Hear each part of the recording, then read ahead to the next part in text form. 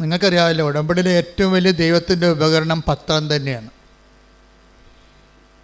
പത്രം നമ്മൾക്ക് ഇപ്പോൾ യൂട്യൂബിൽ സാക്ഷ്യം കേൾക്കുന്നതിനൊക്കെ കൂടുതൽ ആൾക്കാരാണ്, കൂടുതൽ സങ്കടക്കാരാണ് പത്രം വഴി ദൈവത്തെ അറിയണത്. അതുകൊണ്ടാണ് നിങ്ങൾ അതുകൊണ്ട് കയ്യിൽ കൊടുക്കണമെന്ന് പറയുന്നതിൻ്റെ കാരണം. കയ്യിൽ നിങ്ങൾ കൊണ്ട് ഒരു പത്രം കൊടുക്കുമ്പോൾ അവർക്ക് കയ്യിൽ നിന്ന് വാങ്ങിക്കുന്ന കാരണം അവരതിൽ നിന്ന് രക്ഷപ്പെടുമ്പോൾ അവർക്ക് മനസ്സിലാകും അവർ പള്ളി മുറ്റത്തു നിന്ന് എടുത്തതല്ല, ദൈവം അവർക്ക് കൊടുത്തതാണെന്ന് മനസ്സിലാകും. അതാണ് ഈ നമ്മൾ പള്ളി മുറ്റത്ത് വെക്കണതും വെച്ചിട്ട് പോകേണ്ടതും കയ്യിൽ കൊടുക്കണതും തമ്മിലുള്ള വ്യത്യാസം. നമ്മൾ പള്ളിമുറ്റത്ത് വെക്കുമ്പോൾ അവരെടുക്കുകയാണ് ചെയ്യണത്, പക്ഷെ നിങ്ങൾ കൊടുക്കുമ്പോൾ ദൈവം അവർക്ക് കൊടുക്കുകയാണ് ചെയ്യണത്. അപ്പോൾ ദൈവത്തിൻ്റെ ഒരു ഉപകരണമായി നിങ്ങൾ മാറണത് നേരിട്ട് കൊടുക്കുമ്പോഴാണ്. പക്ഷെ അതിന് വല്ലാത്ത ഒരു ഇഫക്റ്റാണ് ഉള്ളത്. ആദ്യമേ ഇത്തിരി പാടുണ്ട്, ഇത്തിരി ചമ്മലും ചളിപ്പൊക്കെ ഉണ്ടാവും. അത് പിന്നെ അപ്പം നിങ്ങൾ കുരിശുരൂപത്തോട്ട് നോക്കിയാൽ മതി. ഈ അരച്ചാൻ തുണിയുടെ നഗ്നതയിലെ ദൈവം മനുഷ്യനായി പങ്കപ്പാട് സഹിച്ച് കിടക്കുന്നത് കാണുമ്പോൾ നമ്മളുടെ കഷ്ടത റീഫണ്ടബിളാണ്. ബൈബിൾ പറയുന്ന ഈ കഷ്ടത റീഫണ്ടബിളാക്കിയതെല്ലാം ക്രിസ്തു വന്നതിന് ശേഷമാണ്. എന്ത് കഷ്ടത ഇനി ലോകത്തുണ്ടായാലും അതെല്ലാം റീഫണ്ടബിളാണെന്ന് പറഞ്ഞു, അതിനെല്ലാം റിവാർഡ് തരുമെന്ന്. അതാണ് പൗലോസ് പറയണത്. നമുക്ക് ലഭിക്കാനിരിക്കുന്ന 8:18 റോമ ലേഖനത്തിലെ എന്താ പറയണത്? ഏറ്റു പറഞ്ഞ് നമുക്ക് ലഭിക്കാനിരിക്കുന്ന മഹത്വത്തെക്കുറിച്ച് ഓർക്കുമ്പോഴേ ഇന്നത്തെ കഷ്ടതകള് നിസ്സാരമാണ്. അപ്പോൾ ഈ പത്രം കൊടുക്കുന്നതിലൂടെ നിങ്ങൾക്ക് രണ്ടുപേർക്കുമാണ് മഹത്വം ലഭിക്കാനിരിക്കുന്നത്. ആർക്കാണ്? ആ പ്രേക്ഷിത ജോലി ഏറ്റുമേടിച്ചവർക്കും അതുപോലെ കൊടുത്തവർക്കും രണ്ടുപേർക്കും അനുഗ്രഹമാണ്. ഒരു പത്രപ്രേക്ഷിത പ്രവർത്തനം ചെയ്യുമ്പോൾ എന്താ ചെയ്യണത്? രണ്ടുപേർക്കാണ് ലഭിക്കുന്നത്, ഒരാൾക്കല്ല.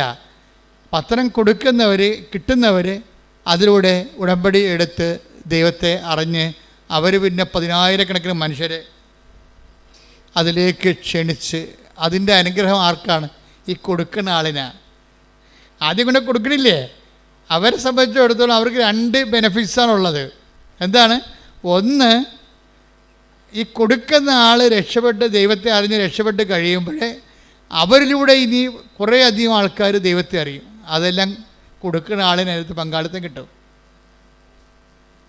അതുപോലെ തന്നെ കൊടുക്കുമ്പോൾ നമുക്ക് ആ കൊടുക്കുന്ന ഒരൊറ്റ സബ്ജക്റ്റ് കൊണ്ട് തന്നെ നിങ്ങൾക്ക് ദൈവത്തിൽ നിന്ന് നേരിട്ട് ഡയറക്റ്റായിട്ട് അനുഗ്രഹം കിട്ടും. പക്ഷേ ഇതെല്ലാം വിശ്വാസികളോടാണ് പറയേണ്ടത്. കാര്യം പിന്നെ എന്താ പ്രശ്നം വെച്ച് കഴിഞ്ഞാൽ നമ്മളുടെ സാക്ഷ്യങ്ങൾ നമ്മൾ കേൾക്കുമ്പോൾ മനസ്സിലാകണമെന്ന് വെച്ചാൽ എന്തായാൽ എന്ത് അച്ഛൻ ഇവിടെ നിങ്ങളോട് പറഞ്ഞാലും അതിനൊക്കെ സാധൂകരിക്കുന്ന വലിയ അനുഭവങ്ങൾ ആൾക്കാർ അച്ഛൻ പറയുന്ന വാക്കുകൾ കേട്ടിട്ട് അത് നടപ്പിൽ വരുത്തിയിട്ട് അടയാളങ്ങൾ കിട്ടിയിട്ട് പറഞ്ഞിട്ടുള്ള സാക്ഷ്യങ്ങൾ നമുക്ക് ലക്ഷക്കണക്കിനുണ്ടാകും, അല്ലെങ്കിൽ ആയിരക്കണക്കിനുണ്ടാകും. മുന്നോട്ട് നീങ്ങാൻ കാര്യം ഉടമ്പടി എന്ന് പറയുന്നത് വെറുതെ സാധാരണ ആൾക്കാർക്ക് ഉടമ്പടി എടുക്കാൻ പാടാണ്. ഉടമ്പടി എടുക്കുമ്പോൾ ഇപ്പോൾ ഉടമ്പടിയെക്കുറിച്ച് ജനങ്ങൾക്കെല്ലാം അറിയാം. വളരെ വെർച്വൽ ഉടമ്പടി എന്നും പറഞ്ഞൊരു പുതിയൊരു സാധനം ഡെവലപ്പ് ചെയ്ത് വന്നിരിക്കുകയാണ്. വെർച്വൽ ഉടമ്പടി. നമുക്ക് എന്താ ഉള്ളത്? ഓൺലൈൻ ഉടമ്പടിയുണ്ട്, അതുപോലെ തന്നെ പിൽഗ്രീം ഉടമ്പടിയുണ്ട്. ഓൺലൈൻ ഉടമ്പടി നമ്മൾ ഓൺലൈനിൽ ചെയ്യുന്നത് അതിനെല്ലാം കൺകറൻസായി അമ്മ ചെയ്താൽ മതി. അപ്പം നിനക്ക് ഈ രാജ്യത്ത് വരാൻ പറ്റാത്തൊരവസ്ഥയാണെന്ന് വിചാരിച്ചോ? നിനക്ക് ഈ രാജ്യത്ത് വരാൻ പറ്റാത്ത അവസ്ഥ, നീ ജയിലിൽ കിടക്കുകയാണ്.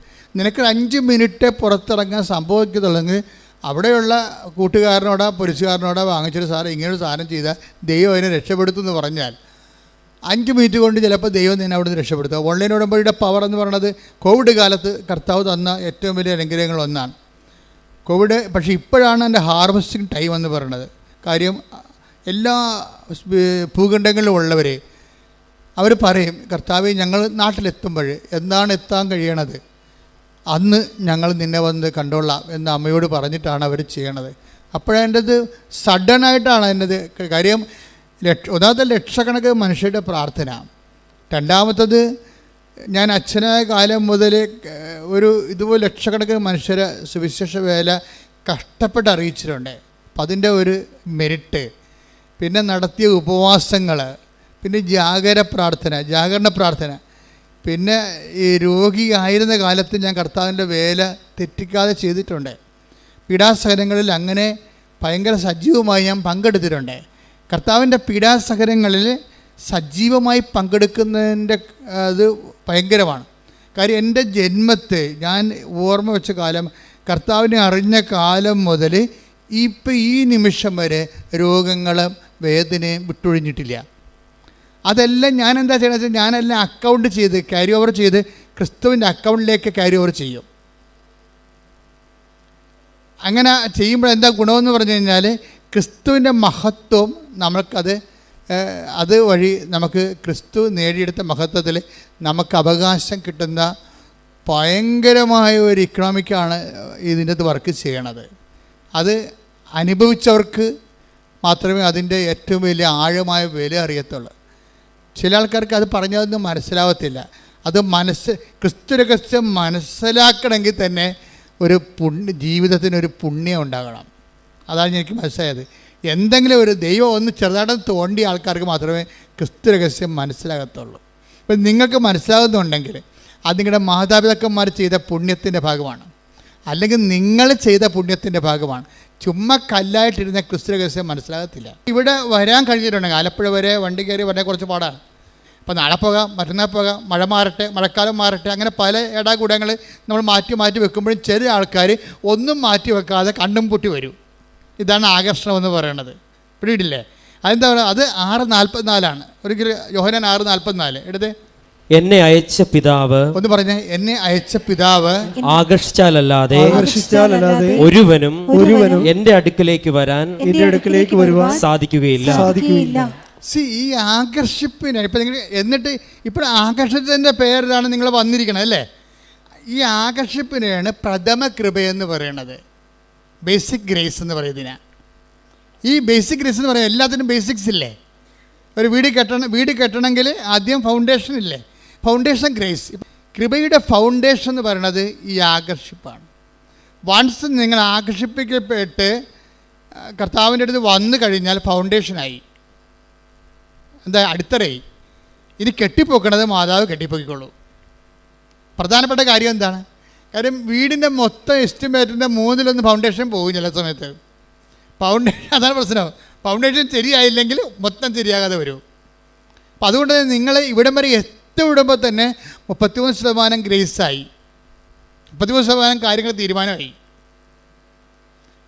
അത് ദൈവത്തോട് അതുകൊണ്ട് നന്ദി പറയണം, പ്രാർത്ഥിച്ച ദൈവമേ ഞങ്ങൾക്ക് ഈ കണ്ണീരിന്റെ കാലത്ത് നിന്റെ സന്നിധാനത്തിൽ എത്തിപ്പെടാൻ ആകർഷണത്തിന്റെ അനുഗ്രഹം നൽകിയതിന് നന്ദി പറയുന്നു. ആകർഷണത്തിന്റെ അനുഗ്രഹം നൽകിയതിന് നന്ദി പറയുന്നു. ക്രിസ്തുവിനെ മനസ്സിലാകണമെങ്കിൽ നിങ്ങൾക്കറിയാവില്ല, ക്രിസ്തുവിനെ ഞാൻ മസിൽ പിടിച്ച് ക്രിസ്തുവിനെ മനസ്സിലാക്കിയേക്കാന്ന് പറഞ്ഞാൽ മനസ്സിലാകത്തില്ല. എന്നാൽ ഭയങ്കര ബുദ്ധിമാന്മാരെക്കാൾ എളിയവർക്ക് ദൈവം വെളിപ്പെടുത്തുകയും ചെയ്യും. അതെന്തിന്? ആകർഷിപ്പിൻ്റെ പേരില്ല. ദൈവം അതിനുള്ള വരം കൊടുക്കും, ക്രിസ്തുവിനെ മനസ്സിലാക്കാനുള്ള വരം കൊടുക്കും. ഇപ്പം ഈ പ്രിയക്ക് ആ വരമുണ്ട്, അമ്മയ്ക്ക് ആ വരമുണ്ട്. അതുകൊണ്ട് ഈ ക്ലേശങ്ങൾ പോലും അവളെ അധികം അലട്ടണില്ല. അവളെ 1:10 പറഞ്ഞിരിക്കുന്ന പോലെ നശ്വരമായ സ്വർണത്തേക്കാൾ വിലയേറിയതാണ് പരീക്ഷകളെ അതിജീവിക്കുന്ന നമ്മുടെ വിശ്വാസം. നിന്റെ കയ്യിലിരിക്കണ വിശ്വാസം, നിനക്കിപ്പോൾ ഉള്ള വിശ്വാസം, അതിന് വിലയുള്ളതാണോ വില കുറഞ്ഞതാണോ എന്ന് എങ്ങനെ അറിയാൻ പറ്റും? നിനക്ക് വിശ്വാസമുണ്ട്, പക്ഷെ അതിന് വില ഉള്ളതാണോ വില കുറഞ്ഞതാണോ എന്നെങ്ങനെ അറിയാൻ പറ്റും? പരീക്ഷകളെ അതിജീവിച്ചിട്ടുണ്ടെങ്കിൽ നിൻ്റെ വിശ്വാസം വിലയുള്ളതാണ്.